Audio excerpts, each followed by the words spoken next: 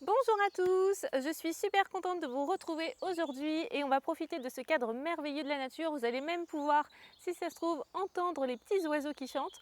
En tous les cas, ça tombe super bien parce qu'aujourd'hui, j'avais envie de vous présenter l'animal totem du perroquet.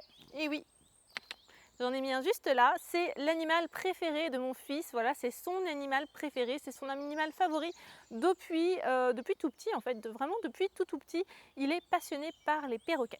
Donc aujourd'hui j'avais envie de vous présenter forcément cet animal-là, cet animal totem du perroquet, et comme ça je pense que ça fera aussi plaisir à mon fils. Donc du coup, c'est parti. Comme d'habitude, avant de commencer dans le vif du sujet, vous parler du perroquet, j'avais envie de vous donner ce petit mantra, cette petite phrase qui doit vraiment résonner en vous si cet animal fait partie de vos totems. Si ce n'est pas le cas, c'est possible aussi qu'il ne fasse pas partie de vos totems, mais qu'il vous accompagne juste pendant une période donnée, pendant un moment donné de votre vie, un moment où vous avez besoin de lui, besoin de ses enseignements, de sa guidance, etc. Donc c'est parti, aujourd'hui on va parler du perroquet. Donc cette petite phrase, ce petit mantra, c'est quoi finalement? Eh bien c'est quoi? Eh bien c'est il est temps de remettre de la couleur dans ta vie. Donc voilà, c'est parti, on va à la rencontre de l'animal totem du perroquet. Donc le perroquet, cet oiseau magnifique avec plein de magnifiques couleurs aussi, vraiment il nous invite à quoi? Il nous invite à ça finalement, à remettre en nous de la couleur, de la joie, à remettre autour de nous aussi de la couleur, de la joie, parce que la symbolique des couleurs est très importante et peut-être que vous connaissez déjà un petit peu la symbolique des couleurs et à quel point d'ailleurs il y a des études scientifiques par rapport à ça, à quel point la couleur a un impact sur notre mental, a un impact sur nos émotions. Si on vit tout le temps entouré de noir, de gris, etc., eh bien on a tendance à être beaucoup plus maussade finalement que si on vivait entouré de plein de belles couleurs, de jolies couleurs. Et bien évidemment, aujourd'hui, dans le monde actuel, on est vraiment beaucoup dans cette énergie de mettre de l'anthracite, du gris, du noir, du blanc partout.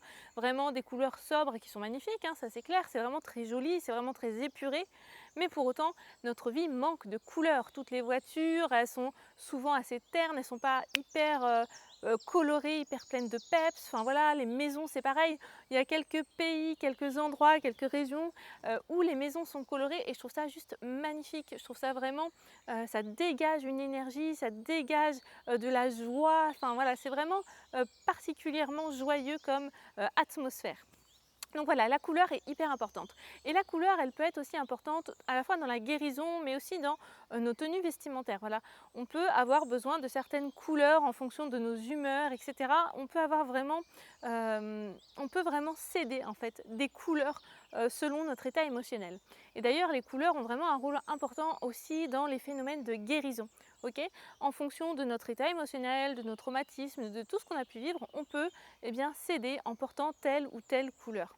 Donc tout ça, c'est évidemment une symbolique particulière. N'hésitez pas à me dire dans les commentaires si vous avez envie que je vous fasse une petite vidéo justement par rapport à ça, par rapport aux couleurs et par rapport en fonction de nos états émotionnels, quelle couleur on devrait porter, quelle couleur on aurait envie de porter. Mais si vous suivez votre intuition, souvent, notre intuition est souvent la bonne. Parfois, moi, tout simplement, j'ai envie de porter telle couleur. Alors que bizarrement, enfin, par exemple, le vert, j'ai eu toute une période où je ne voulais porter que du vert, alors que le vert c'est pas du tout ma couleur préférée. Enfin voilà, c'est pas une couleur en tous les cas que j'aurais mise sur moi. Eh bien c'est pas grave, c'est juste que j'en avais besoin à ce moment-là et donc j'accepte, j'accueille et je me mets en vert. D'accord? Enfin, bien évidemment, on n'a pas forcément tous une garde-robe hyper colorée. Mais voilà, ça peut être aussi des petites touches, des petits bijoux, des petits accessoires qui nous font nous sentir mieux. Ok? Voilà, c'était la petite parenthèse colorimétrie. Tout ça pour en venir au fait que le perroquet est extrêmement coloré et en fait ses plumes justement servent dans des rituels, dans des rites de guérison. Donc voilà, c'est vraiment des plumes colorées qui apportent de la joie, qui apportent des énergies extrêmement positives et d'ailleurs des énergies qui sont aussi extrêmement liées au soleil. Ok? Le perroquet, c'est un animal qui est extrêmement sociable en plus d'être bavard. Ok, donc vraiment ici on a un animal qui est très communicatif, qui aime communiquer avec les autres, qui aime se retrouver en groupe. Enfin voilà, c'est vraiment un animal extrêmement sociable et à travers ça, il nous invite nous aussi à cette sociabilité, à cette communication avec les autres, à vraiment pouvoir, oui, à la fois communiquer avec les autres, à la fois être là pour eux aussi, à être un petit peu altruiste, j'ai envie de dire, à aller vers les autres, à pouvoir échanger. Et c'est vraiment un animal aussi qui incarne la paix, j'ai envie de dire, qui incarne vraiment une grande diplomatie et qui est capable de résoudre des conflits, qui est capable de résoudre des situations, tout ça dans la bienveillance, tout ça dans un espèce de calme olympien. Enfin, en tout cas, c'est vraiment un animal, le perroquet, qui est capable de ça, qui est capable de vraiment être extrêmement diplomate et de pouvoir régler des situations. C'est un peu finalement la Suisse, le perroquet. Ok, c'est vraiment un peu la Suisse, le pacificateur de nos jours. Il est vraiment capable de mener deux forces opposées à un compromis, à de la bienveillance, à de l'entente. D'accord? Il a vraiment cette grande capacité en lui. Le perroquet, c'est un animal qui fait le lien à la fois entre l'humanité et entre tous les oiseaux qui existent sur cette terre. C'est vraiment un lien, à la fois il relie le monde humain au monde un petit peu spirituel, au monde un petit peu divin et à tous les oiseaux qui font partie de cette terre. C'est un animal qui peut aussi vous permettre de mieux comprendre les autres, voilà, de mieux communiquer avec eux, de mieux les comprendre, de mieux interagir avec eux. C'est vraiment un animal de sociabilisation dans tous les cas. C'est un animal aussi qui nous invite à la transformation. C'est un animal qui nous invite à croire en nous et en nos rêves, même s'ils nous paraissent un petit peu hors d'atteinte, hors de portée, un petit peu comme s'ils étaient trop loin. Finalement, le perroquet, il nous dit quoi? Il nous dit que c'est pas si loin que ça, que c'est pas si haut que ça, et que ce n'est en aucun cas hors d'atteinte pour vous. Vous avez le perroquet comme animal totem, vous avez le perroquet qui vous accompagne, donc vous avez la capacité de voler jusqu'à vos objectifs, vous avez la capacité d'atteindre vos rêves, enfin voilà, vous avez vraiment cette capacité d'aller où vous en avez envie, ok, et de manière complètement fluide et facile. En tous les cas, vos espoirs ne se sont pas envolés. Avec l'animal totem du perroquet, vous pouvez vraiment réaliser tout ce dont vous avez envie et vraiment être dans la concrétisation de vos rêves. Donc voilà un petit peu de manière générale pour l'animal totem du perroquet. Maintenant, je vous propose d'aller voir un petit peu les personnalités et les capacités des gens qui ont cet animal comme totem. Donc les personnes qui ont l'animal totem du perroquet, eh bien ce sont des personnes, vous l'aurez compris, extrêmement sociables, qui ont une grande facilité à communiquer, à aller vers les autres, à pouvoir échanger facilement et qui aiment vraiment ça en fait, qui aiment pouvoir parler à l'oral, qui aiment pouvoir rencontrer du monde, qui aiment pouvoir partager avec les autres. Ce sont vraiment des personnes extrêmement à l'aise en société en fait. Ok? Par contre, on peut aussi, si jamais cet animal ne fait pas partie de nos totems, s'il nous accompagne en ce moment, ou si juste on a cette problématique-là de ne pas être sociable, d'avoir des difficultés de communication, enfin voilà, si on a vraiment des difficultés à l'inverse, eh bien on peut faire appel à cet animal totem-là justement pour nous aider à être plus sociable, à être moins timide, à pouvoir nous exprimer à l'oral de façon claire et sans avoir de peur ou d'angoisse. Vous voyez un petit peu, c'est vraiment un animal qui va pouvoir vous aider par rapport à ça. Ce sont aussi des personnes qui ont une excellente mémoire, comme le perroquet d'ailleurs. Ce sont vraiment des personnes dotées d'une très bonne mémoire qui vont pouvoir vous raconter dans les moindres détails une scène qui a eu lieu peut-être il y a 10 ans. Et voilà, c'est vraiment des personnes très observatrices et avec beaucoup de mémoire. Tout à l'heure, je vous disais que c'était des personnes très sociables, très communicatives, mais ce sont aussi des personnes qui savent se taire quand il faut se taire. Ce sont des personnes qui n'aiment pas les commérages, pas du tout. Elles vont pas avoir tendance à juger les autres ou à répandre des commérages autour d'elles. C'est pas du tout dans leur énergie, c'est pas du tout qui elles sont. Ce sont vraiment des personnes, comme je vous le disais, extrêmement diplomates, extrêmement altruistes, extrêmement bienveillantes envers les autres. Donc elles n'auront pas du tout ces défauts-là, entre guillemets, voilà, de répandre des commérages, de juger trop vite les gens. Ce sont aussi des personnes qui ont de grandes capacités linguistiques. Effectivement, le perroquet, il est vraiment lié à ça, c'est vraiment l'oiseau qui est capable de communiquer avec tout le monde, le perroquet. À la fois avec les autres oiseaux, mais aussi avec les humains. Enfin voilà, c'est vraiment un animal qui peut communiquer avec tout le monde. Et du coup, à travers ça, eh bien forcément, les personnes qui ont cet animal-là comme totem ou qui ont cet animal qui les accompagne, eh bien elles ont aussi ces grandes capacités linguistiques. Elles peuvent apprendre plusieurs langues assez facilement. Et en tous les cas, elles seront aussi potentiellement attirées par des langues différentes de leur propre langue maternelle, j'entends.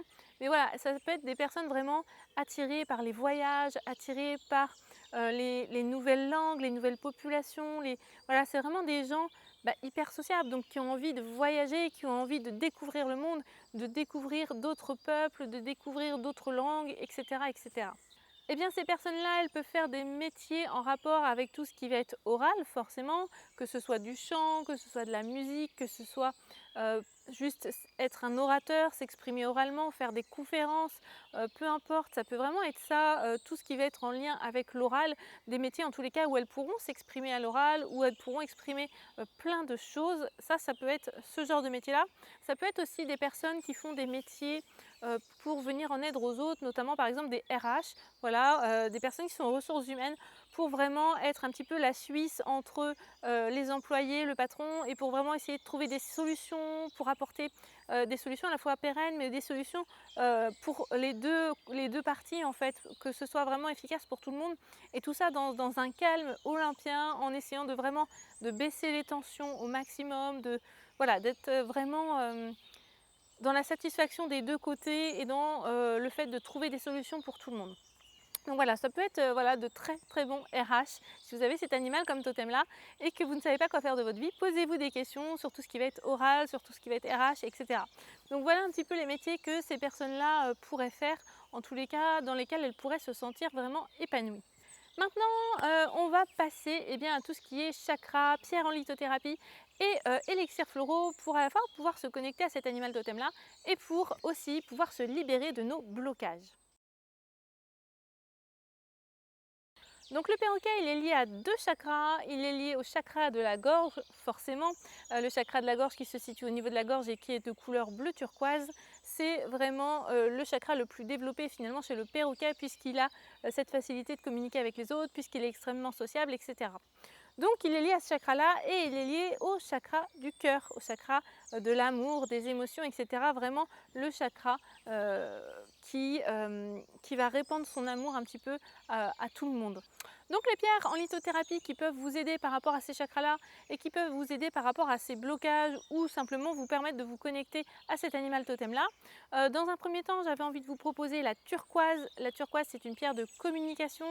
C'est vraiment une pierre qui va améliorer votre communication et qui va aussi pouvoir aider les personnes qui ont tendance à trop s'exprimer, à trop parler. Vous savez, il y en a plein des personnes comme ça qui parlent tout le temps et qui ne s'arrêtent jamais. Donc ça va être très utile pour ces personnes-là et à l'inverse, ça va être aussi extrêmement utile pour toutes les personnes qui ne parlent pas assez, qui n'osent pas s'exprimer, qui n'osent pas peut-être mettre de barrières, de limites dans leur vie, qui n'osent pas dire non aux autres. Enfin, voilà, c'est vraiment une pierre qui va pouvoir aider dans les deux extrêmes, d'accord? Et qui va aussi apaiser les colères, de manière générale, les excès de colère ou de haine, de montée d'émotions un petit peu ingérables. Ça va vraiment venir apaiser tout ça. Ensuite, en deuxième pierre de communication que je voulais vous proposer, on a l'angélite qui est une pierre qui va vous permettre de vous ouvrir aux autres, qui vraiment est une pierre de sociabilisation pour le coup, pour vous permettre de vous ouvrir aux autres et à tous ceux qui vous entourent. Donc cette pierre-là, elle est utile pour toutes les personnes qui sont timides et qui n'osent pas aller vers les autres. Et enfin, en dernière pierre que je voulais vous proposer, on a le quartz rose.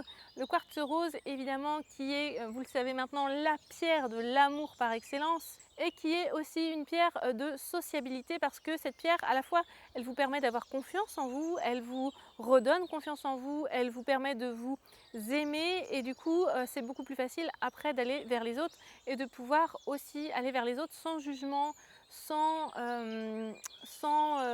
a priori, ok? C'est vraiment une pierre qui va vous aider par rapport à ça.